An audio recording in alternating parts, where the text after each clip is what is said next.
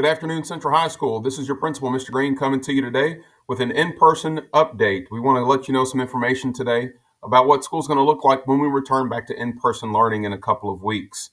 I'm going to start a series of videos this week where we'll give you a little bit of information every day instead of a lot of information all at once.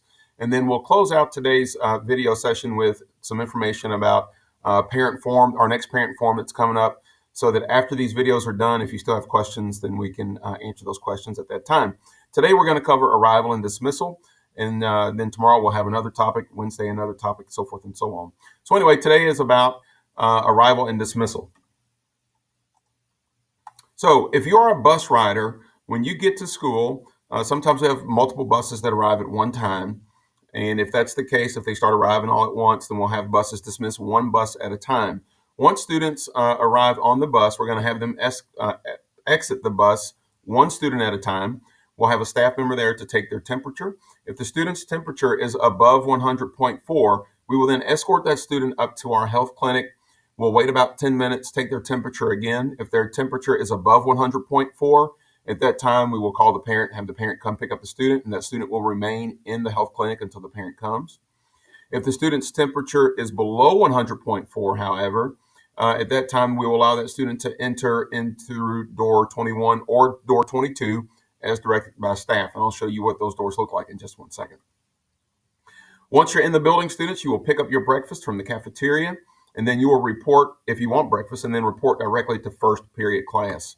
If you do not want your breakfast, that's fine too. Then you would come in the building and you go directly to your first period class. That's for bus riders. And then here are the entrances. So again, you get off the bus, get your temperature checked. You'll go in one of these two doors, either door number 21 or door number 22. Door number 21 is on the track, and our bus riders already know that door. Door 22 is over by the veterinary classroom. That's a little bit around the building a little bit, but it's still in line sight of our bus drive. So again, that's for our students who have 100.4 or less. We'll go in one of those two doors. If you are a car rider, again, the building opens at 6:50 in the morning. If you are a car rider, students may not arrive or enter the building before 6:50, so please do not hang out. Parents, please don't drop your child off at 6:45 or something like that. We will not accept students until 6:50 in the morning. Car riders will arrive to door number 5, which is on 11th Street. So please, parents, do not drop your kids off in the back of the building, or please don't drop them off in the front of the building on Chestnut Street. We're going to ask you to turn on 11th Street, and you will come in on door number 5. We'll also need you to make sure that you stay in the car until your temperature is taken by a staff member. So once you pull up, parents, please don't just let your kid out and then there they go. Please keep your kid in your car so we can take your temperature while they're in the car. That's because if their temperature is above 100.4, we will ask you to circle the block or come back in about 10 minutes. We will recheck your temperature. And then if the temperature is still above 100.4, we'll ask you to go ahead and take your kid home for the day. That's, after that 10-minute period. However, if that 10-minute period goes by and your child's temperature is lower than 100.4, we'll let them come on in the building at that time. Students that have a temperature below 100.4 will enter through door number 5 on 11th Street. And then once you're in the building, students, you can pick up your breakfast in the cafeteria if you want that. And then you will report directly to your first period class that you have right now. So we're still going to run that same schedule. That's the same AB schedule. That doesn't change for our in-person students. So you report directly to your first period class, whether it's A or B day. And then students that are not getting breakfast, you will report directly to your first period class. This is, again, for our car riders. So here's that entrance on 11th Street. That's door number 5. And that's what that's going to look like if you have a temperature of 100.4 or less. Now, if you are a student driver, or if you are a walker, you live in the neighborhood and you walk to school, or if you are a student driver, then here is what your arrival is going to look like. So for you, again, the building opens at 6:50. Please don't come before 6:50. The building will not be open. Student drivers may not park in the church parking lot that's diagonal from the school. And I want to stress that to you. That's a major change that has taken place over the last school year. Central High School and Coleridge Taylor are no longer allowed to use that church parking lot that's diagonal from us on 11th Street. So I think that's the northeast corner of 11th and Chestnut. We are no longer allowed to use that. So students who drive, you must use one of the parking lots on school grounds to park your car. So once you park, go ahead and park. And then you're going to come around to door number 5. where the car riders are, and we'll have X's on the ground for you to stand so that you can wait in line, get your temperature taken. So that student drivers and walkers will also come at door number 5. We'll have a separate station there for you. We'll have your temperature being taken. And again, the same procedure will be in play just like it is for our car riders. If you're a car driver or a walker, if your temperature is at 100.4 or higher, we'll ask you to hang around for about 10 minutes. You can walk around the building or do what you need to do. Come back in 10 minutes. We'll take your temperature again. If that temperature is too high, we're going to ask you to turn around and go home after 10 minutes. However, if your temperature has gone down, then we'll let you come on in the building. And at that point, you will get your breakfast in the cafeteria and then report the first period. If you're not getting breakfast, you will report directly to your first period class. And again, here's door number 5 for our walkers and our student drivers. And you'll see it very clearly. There'll be a little station there for our walkers and drivers. To have your temperature check at the same time that's going on. We'll have other staff there taking temperatures in cars. All right, so there'll be kind of 2 things going on at door number 5, but we'll have plenty of staff there to make sure that this is done safely, following all guidelines from CDC and from the State Department of Education. All right, let's say you're late to school. All right, school starts at 7:40. Just like normal. So if you're late to school after 7:40, this is your procedure. Students that are tardy after 7:40, you will enter the building at door number 1 on Chestnut Street for your temperature check and for your screening. Students who have a temperature above 100.4 will be asked to return in 10 minutes to have your temperature taken again. If your temperature is below that on the second try, then you'll be allowed in the building. If the temperature is still above 100.4, then the student will go home.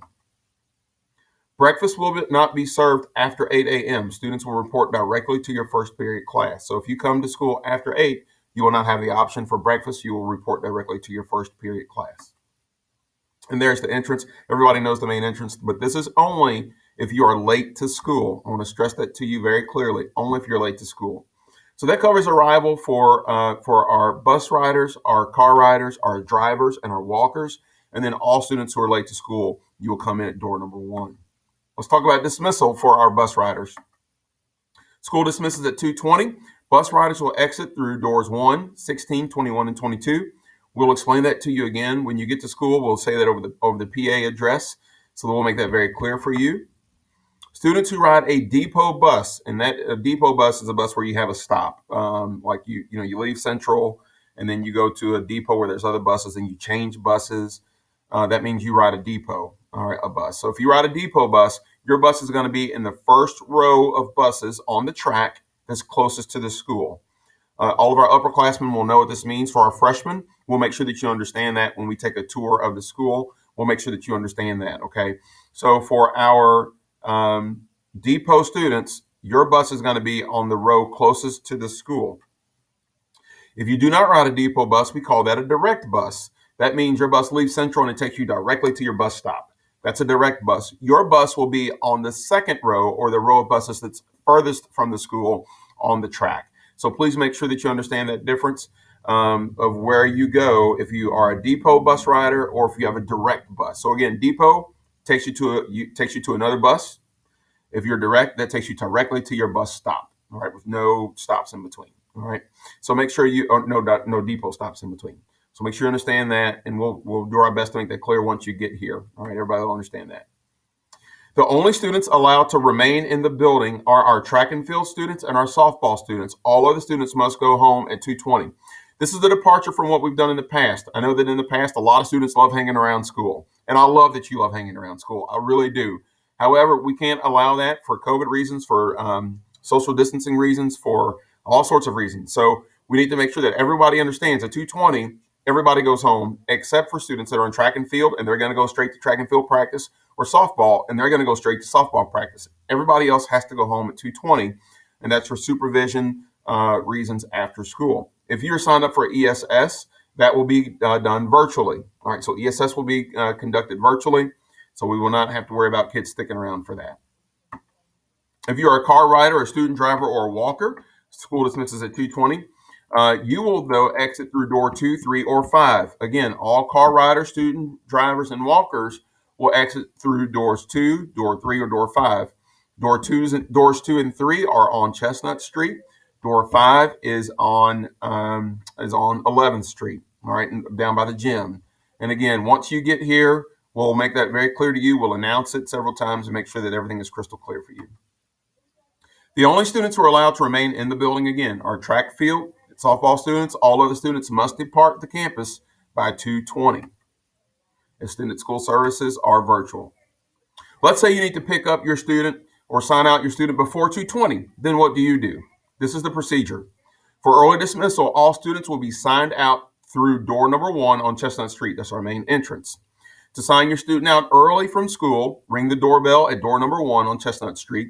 Be prepared to provide your student's name, your government issued ID so that we can verify who you are, and at least one other identification verification. So then the person who checked or signed your student out, they may say, can you tell us your student's birthday or some other key piece of information? So make sure that you know all those items. And also, please make sure that we have the correct information on file so that the proper adults can sign out the correct students. All right. So all those things have to be accurate in order to sign a student out. So so we're clear, you will not actually enter the building to sign out your student. You will give us their name through the doorbell. We'll ask for your ID and all those sorts of items.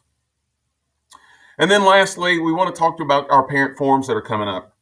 Like I said, we're going to send out like short videos today. I'll do another video tomorrow. I'll do another video on Wednesday. I thought that, it'd be best to do them in short snippets like that instead of 1 hour-long video or 30-minute video. So I'm doing these kind of shorter videos to kind of break up the information for you. And then if you still have questions about, what's it going to look like on April 5th when we return, then we want to invite you to come to this parent forum. Well, it's the same Zoom link right here that's on the screen, and we're going to email this slide deck out to you along with the video so that you'll have both access to this Zoom link and to the video.